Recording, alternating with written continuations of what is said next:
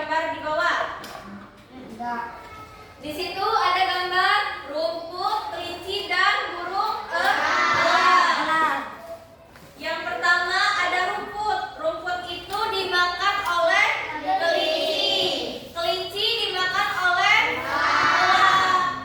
Nah, kemudian yang rumput itu termasuk apa? Tumbuhan atau bukan? Tumbuhan. Tumbuhan menggunakan energi cahaya dari matahari untuk berfotosintesis. Proses ini membuat tumbuhan bisa menghasilkan makanannya sendiri.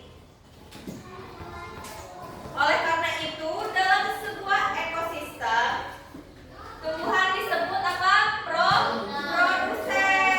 Nah, kalau tadi tumbuhan itu menggunakan energi apa? Menggunakan energi cahaya. Untuk apa? Untuk berfotosintesis. Nah, dalam sebuah ekosistem, tumbuhan tadi disebut apa? Produsen.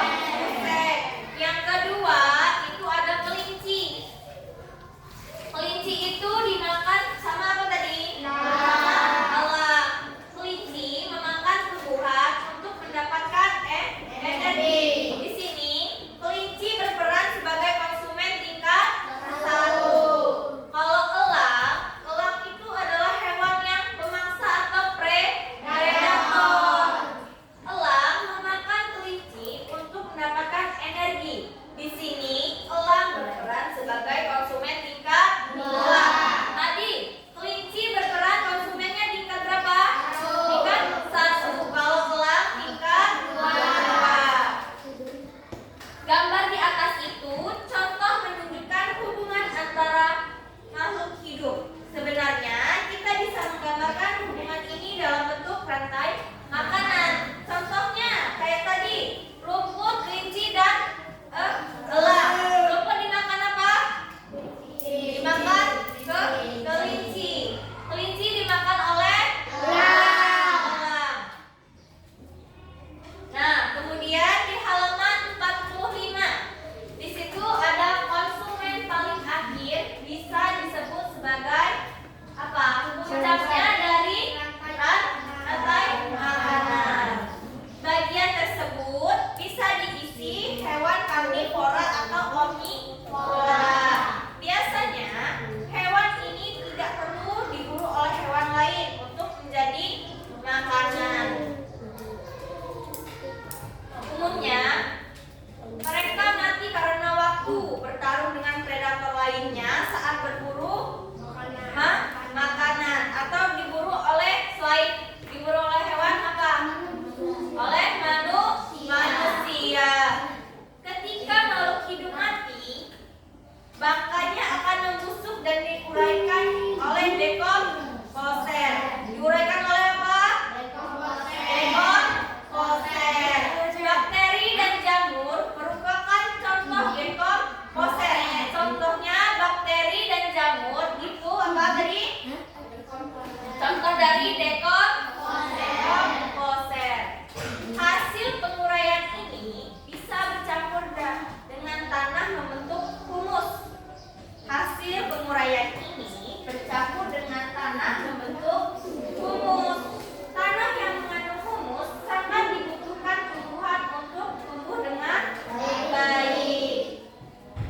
Sekarang ibu tanya, tadi yang diuraikan oleh dekomposer apa contohnya? Bakteri dan jamur. Kemudian tanah yang bagus mengandung apa? Mengandung humus. Nah, keberadaan dekomposer itu membantu mendaur ulang proses rantai makanan agar menjadi apa? Kembali ke tumbuhan. Dengan adanya dekomposer ini, proses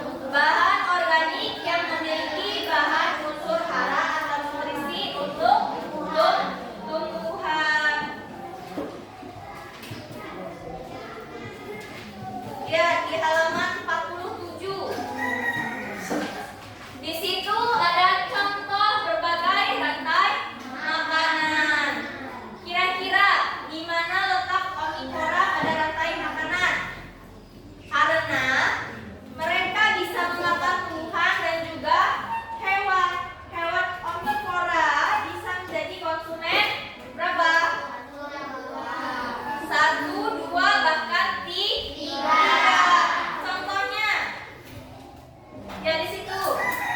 Monyet yang bisa makan buah juga, serangga bersarang di pohon. Ya contohnya. Di situ ada gambar hewan apa? Ada monyet. Nah, di situ kemudian ada gambar rayap. Ada yang tahu? Kalau lihat rayap, biasanya ada di mana? Di pohon ada, biasanya juga di dinding-dinding rumah juga ada. Ya, ya, madang rentan juga ada di lemari.